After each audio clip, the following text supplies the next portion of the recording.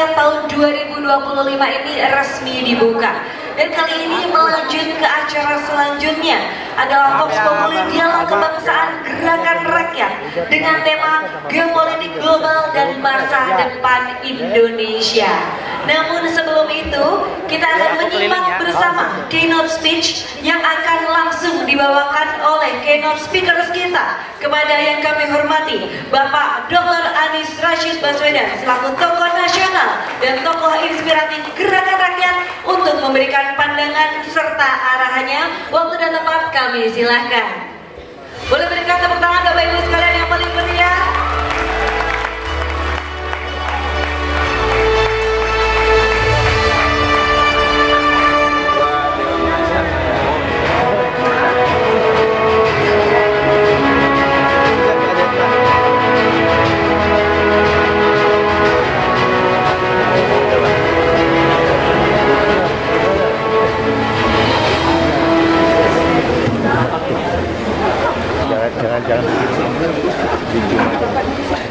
Assalamualaikum warahmatullahi wabarakatuh.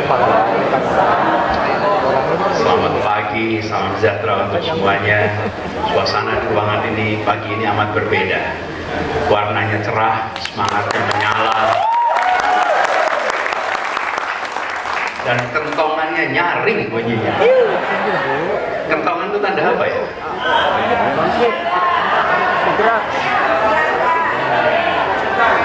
Panggilan untuk bergerak bersama. Izinkan saya menyapa dulu para pimpinan Ketua Umum Gerakan Rakyat, Bung Syahrin Hamid, tepuk tangan untuk beliau. Kemudian Sekjen Gerakan Rakyat, Bapak Muhammad Ridwan, Ketua Dewan Pakar Gerakan Rakyat, Profesor Dr. Zulfikar Amir, Bendahara Bu Prita Subono, dan juga para pimpinan badan-badan otonom di bawah Gerakan Rakyat, Ketua Badan Penanggulangan Bencana Gerakan Rakyat Bapak El Fahmi, Ketua Badan Keamanan dan Pengawalan Gerakan Rakyat Bapak Aris Isnan Ridho, mana Pak Aris? Juga Saya Muda Bergerak Fajar Fatur Rahman, mana Fajar? Kalau nggak ada artinya sedang bekerja. Kemudian para tamu undangan yang hadir bersama di sini, ini cukup lengkap yang hadir bersama. Izinkan saya menyapa sebagian. Pertama, sudah dari tadi merekam Bung Refli Harun, mana Bung Refli Harun tadi? Oh ini masih kerja. Dan saya dapat pasokan pantun dari beliau. Begitu saya bikin pantun, Refli kirim jawabannya. Yang saya hormati Bang Saud Situmorang, Bang Yasin Kara, Pendeta Sepat Supit, dan bersama kita juga Marsikal Muda TNI Purnawirawan Bapak Supomo, pemikir ekonom kita yang datanya dan perspektifnya luas, Profesor Dr. Awalil Rizki,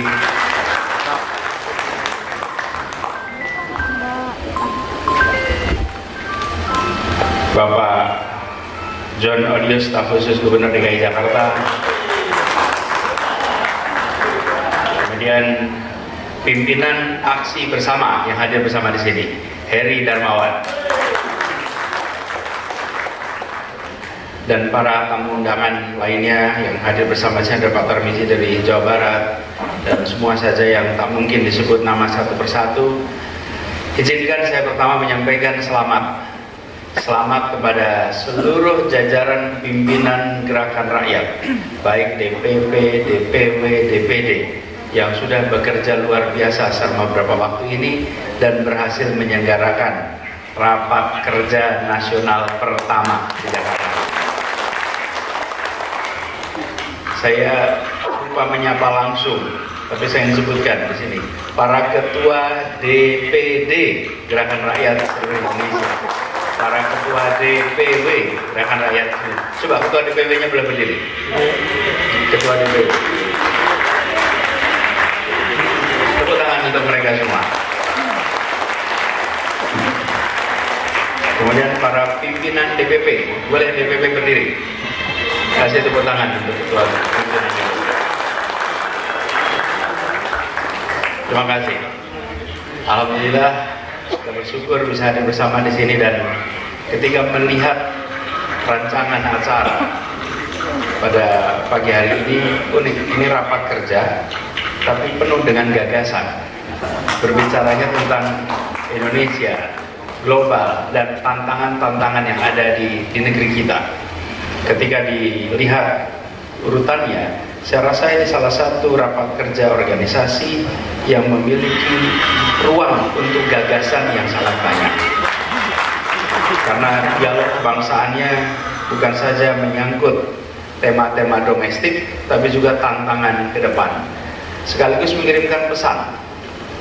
Pesan bahwa Indonesia bukan sekedar sebuah republik yang untuk mengurusi rakyat di republik ini saja, tapi republik yang berperan di wilayah global.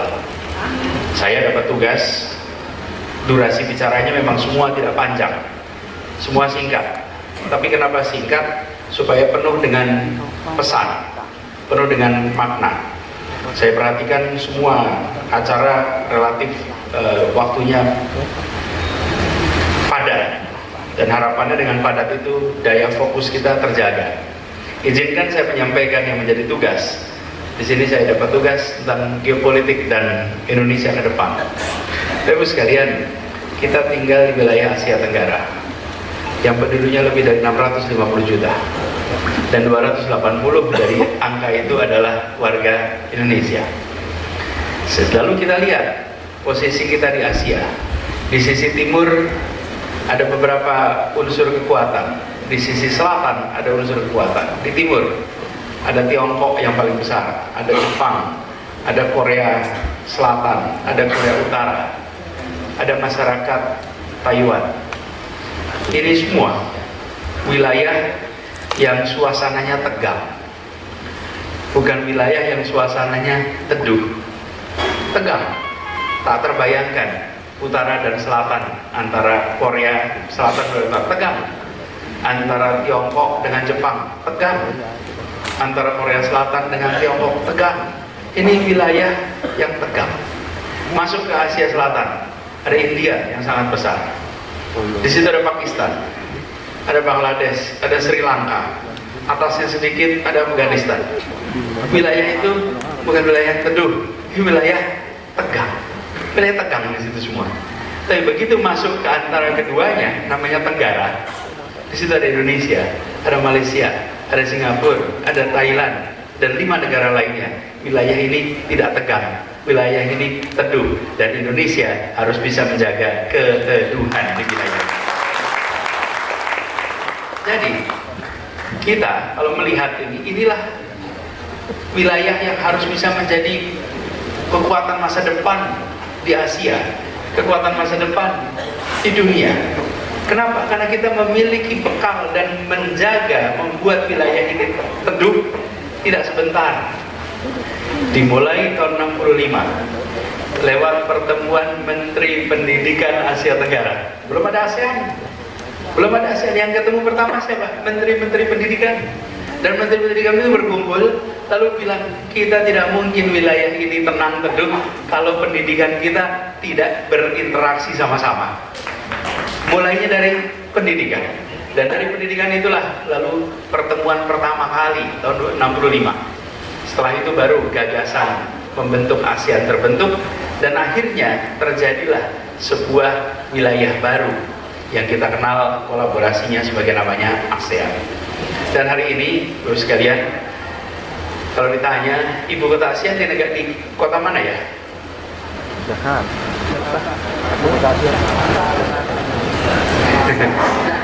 Ibu kota ASEAN itu di mana, Bapak?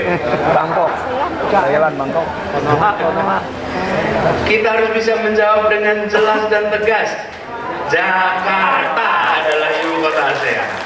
Itu kantor Karena itu waktu dulu saya bertugas di Jakarta, ada stasiun kereta api MRT yang lewat di depan kantor kejaksaan. Saya minta stasiun itu diberi nama stasiun ASEAN, supaya apa? Setiap hari mengingatkan penggunanya bahwa Jakarta itu bukan hanya ibu kota Indonesia, tapi Jakarta juga ibu kota ASEAN. Dan di Jakarta ini, Bapak Ibu lihat, semua kedutaan internasional di sini punya dua duta besar, satu duta besar untuk Indonesia, satu duta besar untuk ASEAN. Dan kalau Bapak Ibu datang ke kedutaan Indonesia di luar negeri, pasti muncul dua bendera juga, satu bendera Indonesia, satu bendera ASEAN.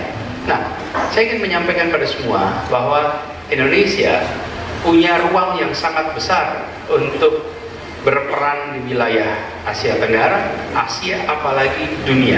Nah, syarat untuk bisa melakukan itu, PR domestiknya harus beres. PR domestiknya karena kewibawaan di dunia internasional dimulai dari kewibawaan domestik. Tidak bisa kita memainkan peran internasional kalau domestik kita tidak bisa jadi contoh. Ketika kita mengatakan pada dunia bahwa kita harus mementingkan persoalan lingkungan hidup, orang tanya, you udah beresin belum soal lingkungan hidup? Ketika kita mengatakan pada dunia kita harus menjadi negara yang menghormati hak asasi manusia, you udah beres belum soal hak asasi manusia? Ketika kita mengatakan pada dunia bahwa kita harus menjunjung tinggi prinsip demokrasi, ada demokrasi tidak di tempat Anda? Karena itulah mengapa kita harus bereskan persoalan-persoalan domestik juga. Selain tugas Republik yang ada dalam Undang-Undang Dasar untuk rakyatnya, tapi tugas Republik yang ada dalam Undang-Undang Dasar untuk dunia. Karena kita hadir bukan sekedar untuk penduduk di Nusantara, tapi kita hadir sebagai warga dunia. Itu sebabnya kita harus selalu muncul dalam pertemuan-pertemuan global. Bapak sekalian, bertahun-tahun Indonesia absen di pertemuan PBB. Kepala negara tidak muncul, selalu ke luar negeri.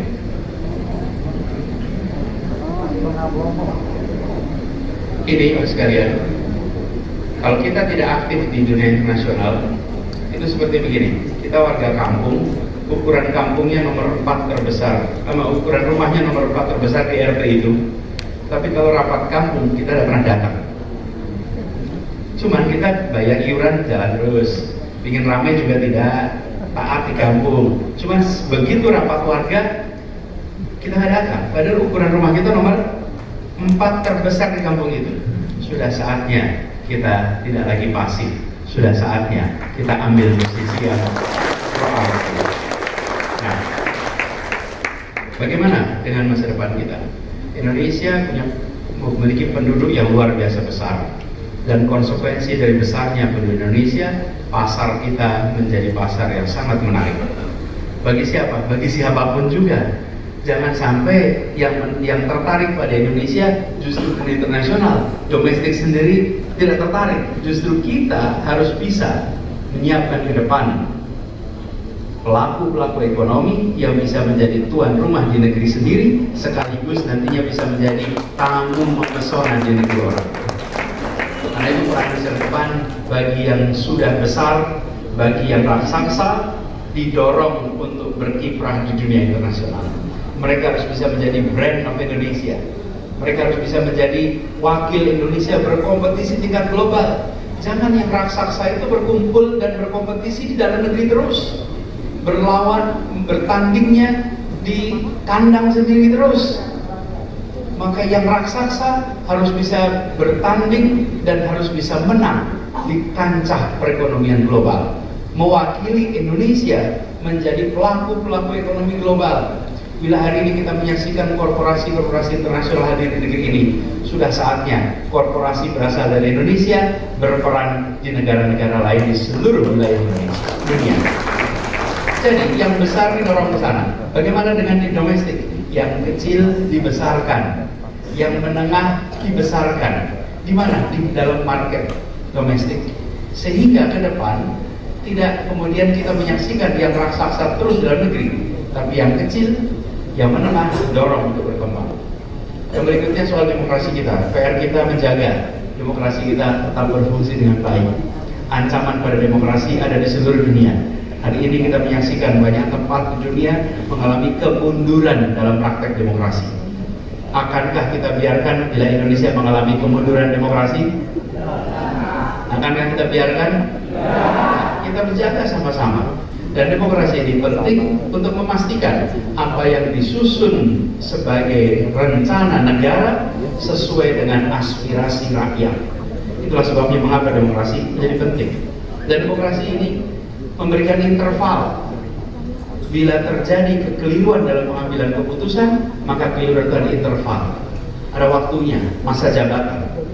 Setelah itu selesai. Tanpa demokrasi tidak ada masa jabatan.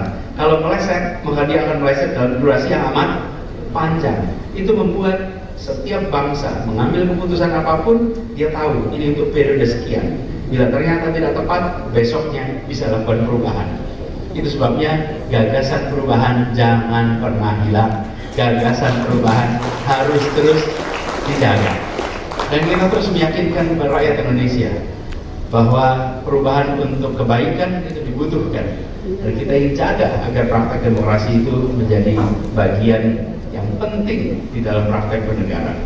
Dan harapannya yang terakhir, gerakan rakyat. Gerakan rakyat ini terus menjadi penjaga semangat perjuangan untuk perubahan. Menyebarkan gagasan kebaikan, menyebarkan gagasan kebersamaan, prinsip-prinsip keadilan di dalam kebijakan negara harus menjadi perhatian kita. Dan harapannya besar sekali bahwa teman-teman yang sekarang berjuang bersama jaga stamina, karena perjuangan ini masih panjang. Jaga stamina fisik, stamina moral, stamina intelektual, stamina kerja kolektif. Karena dengan begitu harapannya usaha untuk melakukan perubahan itu kelak akan bisa tertunaikan hingga tuntas. Selamat rakernas, selamat bertukar pikiran, selamat saling menginspirasi. Insya Allah forum ini menjadi forum yang memberikan catatan sejarah penting bagi gerakan rakyat, kontribusi nyata besar bagi masyarakat Indonesia, dan akan dicatat dengan tinta emas dalam perjuangan orang-orang baik untuk Republik yang lebih baik. Terima kasih, kurang lebih mohon maaf. Assalamualaikum warahmatullahi wabarakatuh. Sebentar. Pantunnya lupa.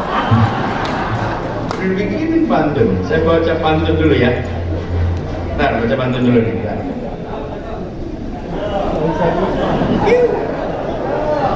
Untung ada kamera, nanti insert bagian awal ya. Pagi-pagi hujan lebat, tak jadi latihan memanah. Gerakan rakyat memang hebat, insya Allah akan amanah.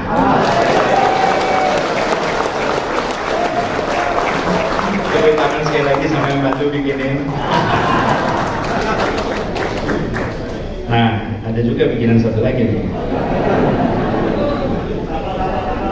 Burung merpati terbang ke barat, singgah sebentar di dahan akasia. Rapimnas gerakan rakyat bersatu erat, berjuang bersama untuk rakyat Indonesia. Sekali lagi terima kasih. Assalamualaikum warahmatullahi wabarakatuh.